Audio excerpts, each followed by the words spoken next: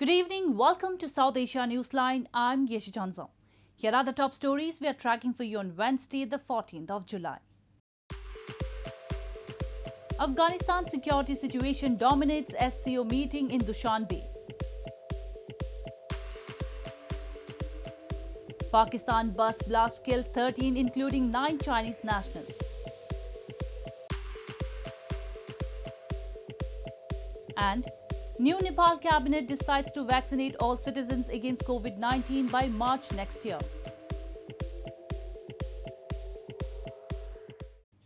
And now for all the details. 3 terrorists, including a Pakistani commander of Lashkar-e-Taiba terror group, were neutralized in an encounter in Pulwama district of India's Jammu and Kashmir on Wednesday. India has long accused that Pakistan aids terrorists infiltrate across the border to spread unrest in Kashmir Valley. Pakistan, however, denies the allegations. 3 terrorists, including a top commander of Pakistan-based Lashkar-e-Taiba terror group, were neutralized by security forces in an encounter in Pulwama district of India's Union Territory of Jammu and Kashmir on Wednesday. Based on specific inputs, a cordon and search operation was launched during which the terrorists threw a grenade and fired upon the security personnel, after which a gunfight ensued, leading to the death of the 3 terrorists, including Ejaz Elias Abu Huraira, a Pakistani LET commander, police said. कॉर्डन करने के बाद militant ने अंदर से grenade throw किया, फिर firing किया, हम रिटेलिएट किए। क्योंकि सिविलियन बीच में फंसे हुए थे, इसलिए हम ऑपरेशन को रोक दिए। सिविलियन को पहले इवैक्यूएट किए वहाँ से, फिर आज अर्ली मॉर्निंग में इनकाउंटर रिज्यूम हुआ, जिसमें 3 टेररिस्ट मारे गए। India has long accused that neighboring Pakistan aids and infiltrates terrorists across the border to spread unrest in Kashmir Valley. Pakistan, however, denies the charges. India's Foreign Minister S. Jaishankar on Wednesday said that combating terrorism and extremism is the key purpose of SCO, the Shanghai Cooperation Organization, and it must stop terror financing. He made the remarks at a key meeting of the grouping in Tajikistan to discuss the security situation in Afghanistan that was attended by his counterparts from Russia, Pakistan and China. Jaishankar described the situation in Afghanistan as well as public health and economic recovery as pressing issues facing the region. He later wrote on Twitter, "Peace negotiations in earnest is the only answer. The world is against seizure of power by violence and force. It will not legitimize such actions," he said. Afghanistan has been witnessing the insurgent Taliban's violent campaign to capture major territories in the last few weeks as the US looks to complete its troop withdrawal by August 10. The volatile situation in Afghanistan has triggered global concerns. In news from Pakistan, 9 Chinese workers were among 13 people killed when a blast on a bus sent it carrying down a ravine in northwestern Pakistan on Wednesday. It was not immediately clear whether the blast was the result of a roadside device or something planted inside the bus. Beijing has asked Pakistan to investigate the incident. At least 13 people, including 9 Chinese nationals and 2 Pakistani soldiers, were killed after a blast sent a bus plunging into a ravine in a remote region of North Pakistan on Wednesday, media reports suggest. It was not immediately clear whether the blast was the result of a roadside device or something planted inside the bus. The dead and injured, including the Chinese engineers, were brought to the regional health center in Dasu, about 10 kilometers from the site of the blast. और अभी तक इसकी तहकीकात जारी है कि इसकी असल वजह क्या थी। पुलिस वहाँ पे मौके पे मौजूद है और बम डिस्पोजेबल स्क्वाड वाले भी वहाँ पे मौजूद हैं। तो जैसे ही उनकी इन्वेस्टिगेशन की रिपोर्ट सामने आएगी तो हम इस पोजीशन में होंगे कि आपको जो फैक्चुअल पोजीशन है उससे आपको। Meanwhile, China on Wednesday asked Pakistan to thoroughly investigate the incident. Beijing condemned the blast, expressed condolences and asked Pakistan to protect the safety of Chinese personnel, institutions and projects. Foreign Ministry spokesman Xiao Lijian told a regular news briefing. 中方对巴基斯坦开普省发生炸弹袭击，造成中方人员伤亡，表示震惊和谴责。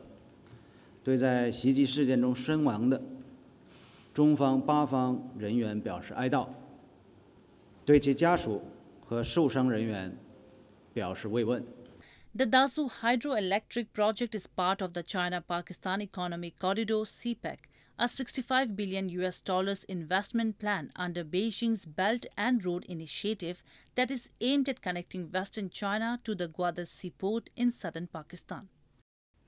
Moving on, the Chief Election Commissioner of Pakistan-administered Kashmir has ordered a fresh inquiry against Pakistani Minister Ali Amin Gandapur for donating cash during election campaigning in the illegally occupied region. Locals and political activists have blamed all major political parties are engaged in pre-poll rigging ahead of assembly election on July 25. Chief Election Commissioner of Pakistan-administered Kashmir has ordered a fresh inquiry against Pakistani Minister Ali Amin Gandapur for donating cash ahead of the July 25 election in the illegally occupied region. A video of the minister donating cash during the campaign for his Pakistan Tehreek-e-Insaf party went viral last week, prompting the CEC to take notice of the matter.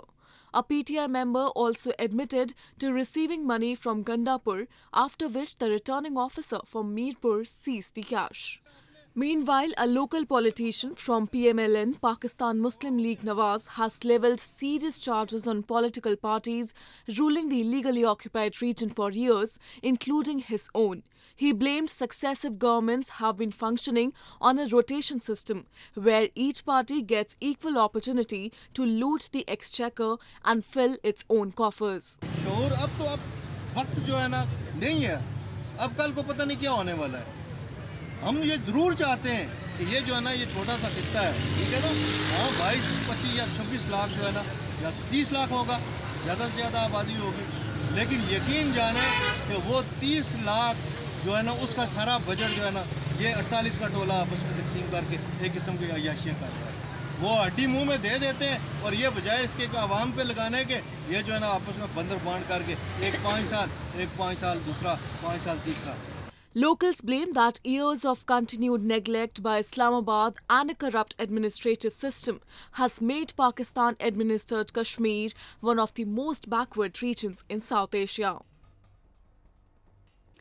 In the first meeting of the newly formed cabinet of Prime Minister Sher Bahadur Deuba, it has been decided to administer vaccines against COVID-19 to all eligible citizens across the country by March next year. Deuba faces the immediate task of procuring COVID-19 vaccines and control the spread of the coronavirus that has infected more than 658,000 people in the Himalayan nation.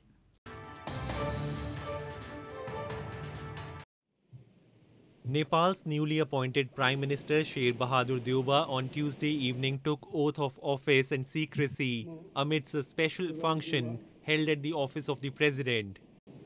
Nepali President Bidya Devi Bhandari also administered oath of office and secrecy to 4 ministers of the Deuba-led cabinet. Soon after assuming new roles, Deuba-led cabinet decided to administer vaccines against COVID-19 to all eligible citizens across the country by March next year. The first meeting of the newly formed cabinet held late evening on Tuesday made a decision to this effect. Deuba, who has held the office 4 times before, faces the immediate task of procuring COVID-19 vaccines and control the spread of the coronavirus that has infected more than 658,000 people and killed nearly 10,000. Figures experts say fail to reflect the true toll. More than 1.3 million people have had a first dose of COVID-19 vaccine and are awaiting a second dose as the government scrambles to protect its people. 75-year-old Deuba, head of the centrist Nepali Congress Party, will head a coalition with former Maoist rebels and a party representing a minority community dominant on Nepal's southern plains. Party officials said the leader was expected to name his full cabinet after the vote of confidence he must win in parliament in the next month. In news from Afghanistan, The UN Refugee Agency has warned over the looming humanitarian crisis in Afghanistan due to ongoing violence in the country. An estimated 270,000 Afghans have been newly displaced inside the country since January 2021, primarily due to insecurity and violence, bringing the total uprooted population to over 3.5 million.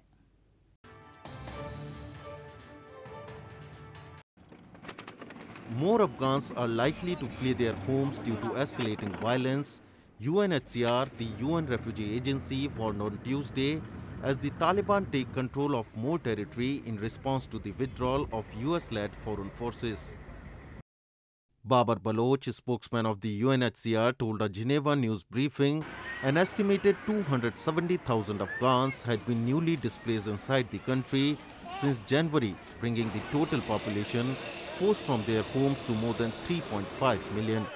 He emphasized that a failure to reach a peace agreement in Afghanistan and stem the current violence will lead to further displacement within the country. Afghanistan is on the brink of another humanitarian crisis. This can be avoided. This should be avoided. So efforts to secure peace has to be strengthened and doubled. And this is what Afghans expect. Meanwhile, former Afghan President Hamid Karzai said on Tuesday that serious peace talks will begin soon in the country and urged the government not to waste opportunities for peace. He did not specify details about the talks. Peace talks between the Taliban and the government have nominally been continuing in Qatar's capital, but officials say they are making little progress. Inshallah ta'ala, شما بسیار بزودی آغاز دوباره مذاکرات بسیار جدی صلح را شاهد می باشید. حوصله کنین، تدبیر کنین و به طرف صلح برید. Violence has surged in the country since US President Joe Biden announced in April that American troops would withdraw by September 11, ending 20 years in Afghanistan. The Taliban have made a fresh push to surround cities and gain territory, emboldened by the departure of foreign forces. Horsemen in India's northern hill station of Kufri are now back in business after tourist footfall has increased amid the pandemic. Tourists from across the country are visiting hill stations in the north to escape the scorching heat as lockdown restrictions have also eased. Horsemen in hill station of Kufri in India's northern Himachal Pradesh state are on the track to recovery as they have restarted their work with the arrival of tourists in spite of the coronavirus pandemic. Tourists from across the country are visiting hill stations in the north to escape the scorching heat after the lockdown restrictions were eased. This has helped people integrated with the tourism industry earn a living after bearing heavy losses during the second wave of the pandemic. On Tuesday, tourists were seen enjoying horse rides, enabling the horsemen to get a decent earning after being out of work for months.